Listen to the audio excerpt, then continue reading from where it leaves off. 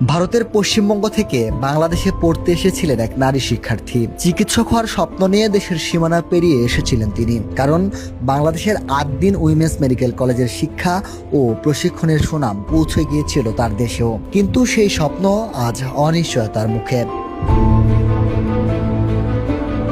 অত্র হাসপাতালের লাইসেন্স বাতিল করা হইল। সরকারি সিদ্ধান্তে হঠাৎই বন্ধ হয়ে গেছে রাজধানীর আদ্দিন হাসপাতাল। আর এর প্রভাব শুধু রোগীদের উপর নয়, পড়েছে আদ্দিন উইমেন্স মেডিকেল কলেজের দেশি বিদেশি শত শত শিক্ষার্থীর জীবনেও।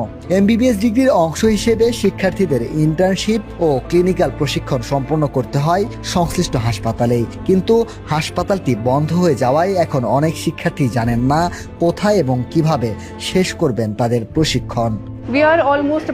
আদ্দিনে আমরা প্রায় 295 জন বিদেশি শিক্ষার্থী রয়েছে। কেবল আমার ব্যাচেই রয়েছেন 45 জন শিক্ষার্থী, যা পুরো ক্লাসের প্রায় অর্ধেক। আমরা সকলেই এখন চরম সংকটের মুখোমুখি। আমাদের ভবিষ্যৎকে অনিশ্চয়তায় ঠেলে দেওয়া কি ঠিক হচ্ছে? নাদিয়ার বক্তব্যে আরও উঠে আসে, আদ্দিনের বিদেশি শিক্ষার্থী রয়েছে 295 জন। তাদের মধ্যে শুধু নাদিয়ার ক্লাসে আছেন 45 জন। তিনি জানান একটি বিশেষ বিপদের কথাও। আদ্দিন মেডিকেল কলেজে পড়া শেষ হলে তিনি যদি আদ্দিনে ইন্টার্নশিপ বা প্রশিক্ষণ নিতে না পারেন, তাহলে ভারতের মেডিকেল বোর্ড তার এমবিবিএস কোর্সকে স্বীকৃতি দিবে না। অর্থাৎ বাংলাদেশের এই মেডিকেল সনদ দিয়ে তিনি ভারতে চিকিৎসা সেবা দিতে পারবেন না। চলতি শিক্ষাবর্ষে আমাদের ক্লিনিক্যাল রোটেশন বা ইন্টার্নশিপ যদি কোনো কারণে বাধাগ্রস্ত হয়, ইন্ডিয়ান মেডিকেল কাউন্সিলের নিয়মে আমাদের এই ডাক্তারি ডিগ্রি সম্পূর্ণ বাতিল ও অকার্যকর হয়ে যাবে। আমরা যদি কলেজ কিংবা হাসপাতাল পরিবর্তন করারও চেষ্টা করি, লাভ হবে না। আইনি মারপ্যাচে ডিগ্রিটি তার গ্রহণযোগ্যতা হারাবে। এ নিয়ে আমরা বিশেষ করে আমাদের পরিবারের সবাই চিন্তায় আছি। স্বাস্থ্যসেবার ক্ষেত্রেও অনেক বছর ধরে গুরুত্বপূর্ণ ভূমিকা পালন করে আসছিল হাসপাতালটি।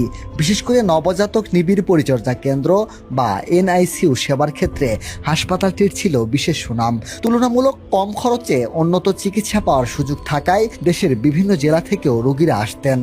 হাসপাতালের সেবা ভালো, চিকিৎসাও ভালো।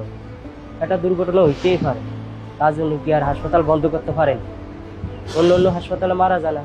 আমার বাবা অনেক অসুস্থ ছিল, আলহামদুলিল্লাহ 3 দিন পরে অক্সিজেন ছাড়া থাকতেছিল।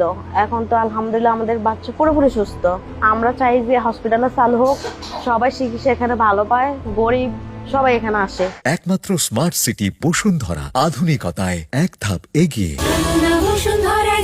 একদিকে চিকিৎসা সেবার একটি গুরুত্বপূর্ণ কেন্দ্র বন্ধ হয়ে যাওয়ার শঙ্কা, অন্যদিকে দেশি বিদেশি শিক্ষার্থীদের এমবিবিএস শিক্ষা নিয়ে অনিশ্চয়তা। তাই সংশ্লিষ্টরা দ্রুত